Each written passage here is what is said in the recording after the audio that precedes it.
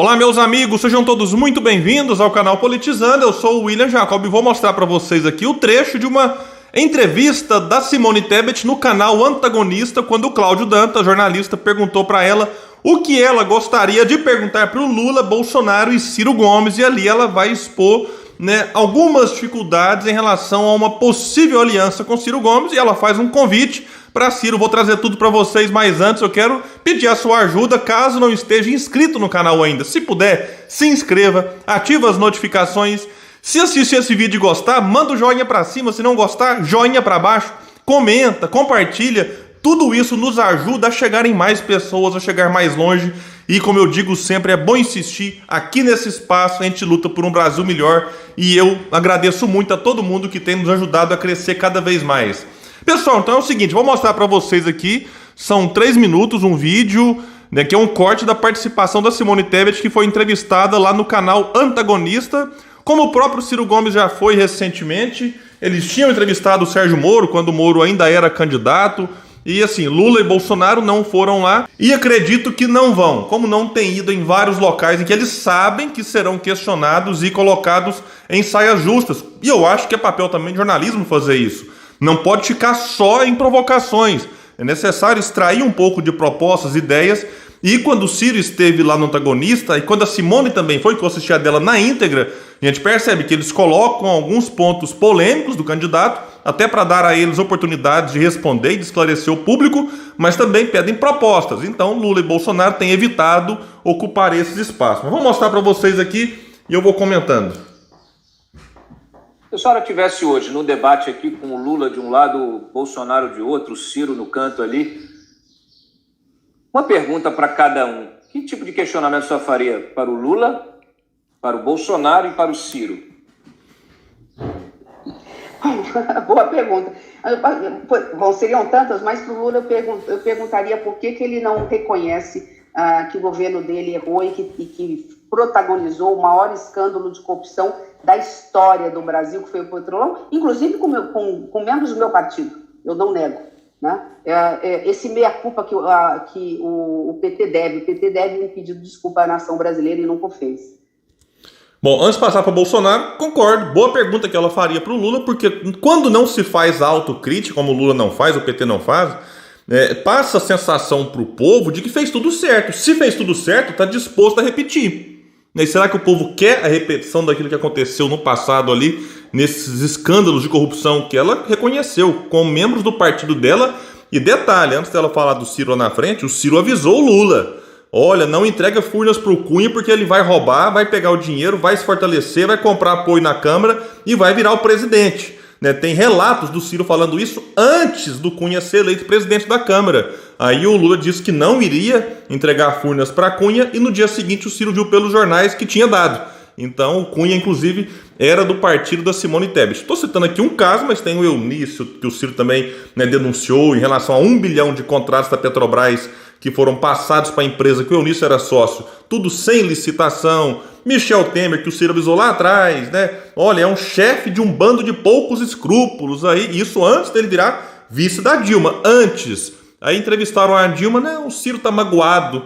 6 anos depois, teve o impeachment e o Temer virou golpistas para os petistas, mas agora o Lula tá querendo se aproximar dele, aí vai virar de golpista a companheiro de novo, não demora muito.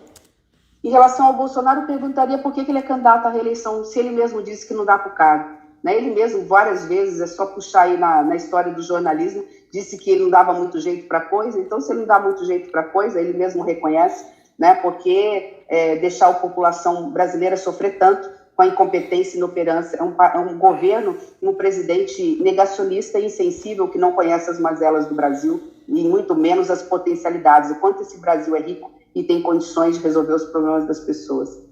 Sim, interessante a pergunta dela, é um ponto que ela coloca, o sofrimento das pessoas. Imagine, meus amigos, mais 4 anos de governo Bolsonaro. Olha, eu não sei como que o Brasil chegaria em 2026, porque o cenário agora é de milhões passando fome. Em vez de você resolver os problemas estruturais, a discussão que fica é só aumentar o auxílio, E aí, para aumentar o auxílio, o governo tem que dar um jeitinho dali. Deu calote nesse ano, como deu em quem tinha direito de receber, em relação àquilo que estava brigando na justiça há alguns anos.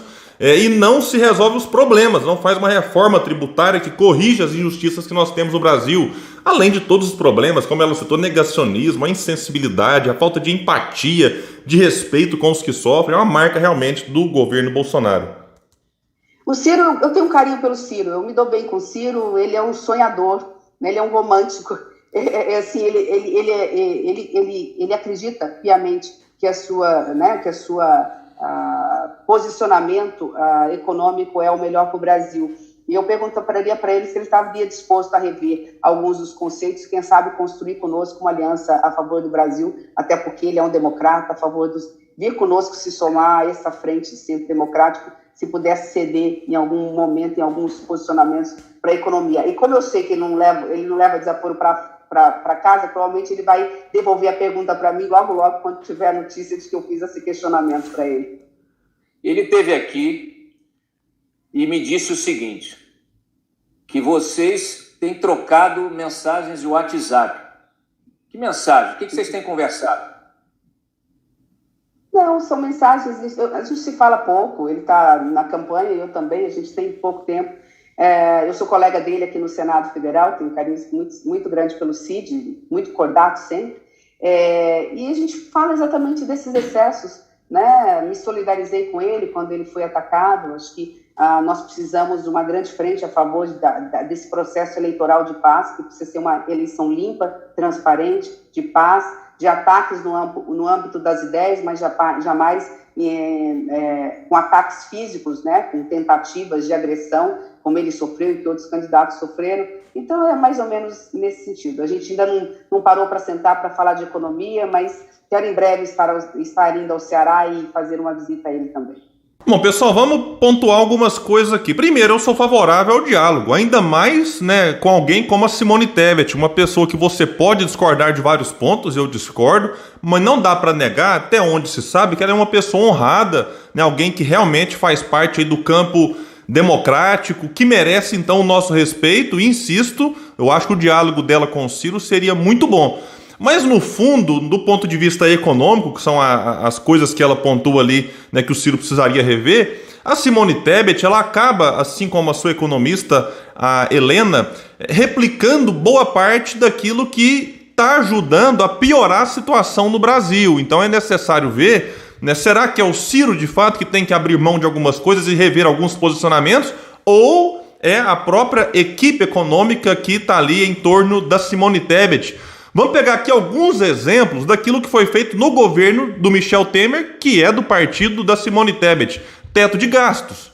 O Ciro avisou na data que o teto daria errado. Porque a pretexto de você controlar os gastos, está acabando com o investimento público. Porque sem investimento público, o país não avança onde deveria avançar e retrocede onde já era ruim, né? E deixa de crescer, porque um país para crescer, e aconteceu assim com todos os países desenvolvidos, necessita de investimento público. Hoje o que a gente vê? Corta daqui, corta dali, e não se amplia o investimento onde já era ruim, onde já tinha uma defasagem, uma deficiência, né? E tudo isso com status constitucional. Fizeram uma emenda na Constituição, né, para fazer isso com a duração de quanto tempo? 20 anos. Né? Não existe isso. O Ciro falou, não existe nem na literatura e nem em nenhum país do mundo algo como isso que foi colocado aqui no governo Temer. Detalhe, quando tinha como ministro Henrique Meirelles, que foi presidente do Banco Central durante os 8 anos do governo Lula e estava como secretário da Fazenda do governo Dória e era um dos porta-vozes da área da equipe econômica do Dória. A gente vê, né? O pessoal briga, o Lula brigando com o Dória falando do Lula, do Michel Temer, mas o Meirelles estava aí nos três. A gente vê que muda, mas o modelo econômico é o mesmo. Vamos pegar um outro ponto. Política e preço da Petrobras, colocada durante o governo Temer, que Bolsonaro rendido, né, dá chilique daqui, esperneia dali, mas não faz nada. É um rendido e um vendido ao sistema.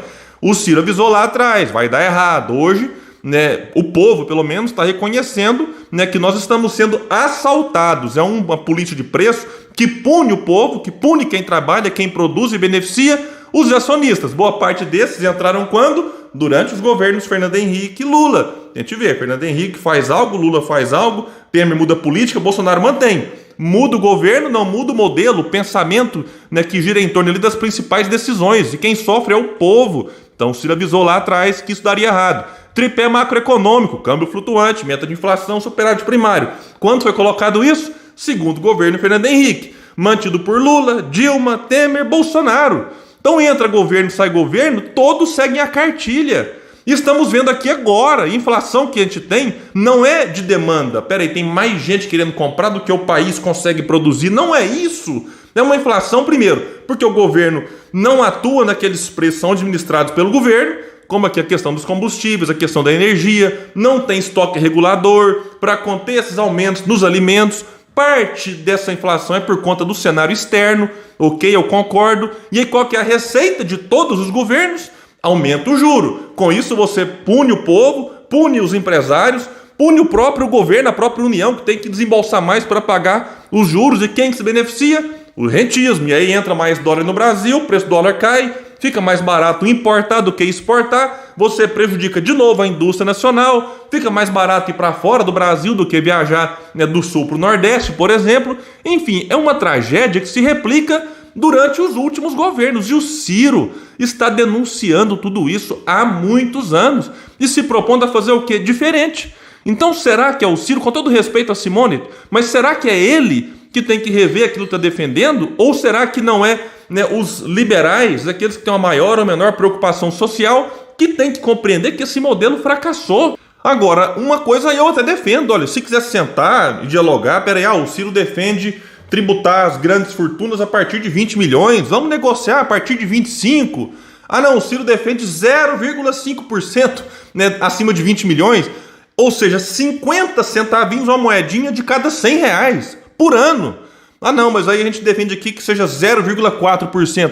Eu acho que um diálogo em torno disso, tudo bem, mas não dá para negar a necessidade de você, né, fazer algumas mudanças, cobrando mais de quem ganha muito mais ou de quem tem muito mais, para aliviar de quem ganha muito menos ou de quem não tem nada, que paga muito imposto onde? No consumo. O imposto no consumo pune os pobres, a classe média, né? E aí é uma coisa que nós temos que rever no Brasil. O Ciro defende isso.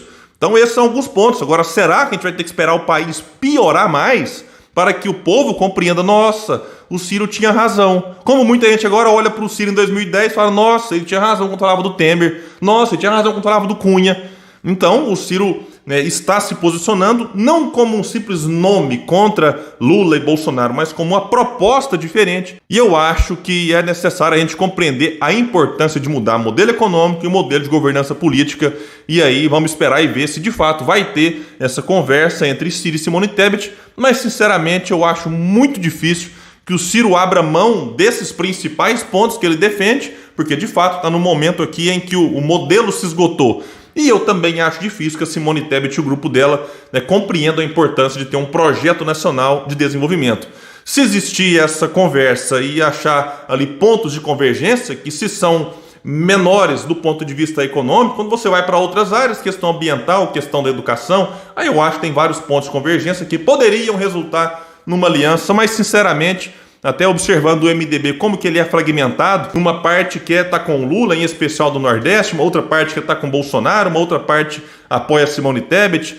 Francamente, eu acho que com o MDB a situação de aliança é mais complicada, mas, né, a Simone falou que vai visitar o Ciro quando estiver no Ceará. Vamos ver o que surge dessa visita, dessa reunião, desse bate-papo. Pessoal, então é isso, eu fico por aqui. Quem puder, compartilha esse vídeo, vamos trazer mais pessoas para o canal Politizando, porque aqui a gente luta por um Brasil melhor. Valeu, até mais!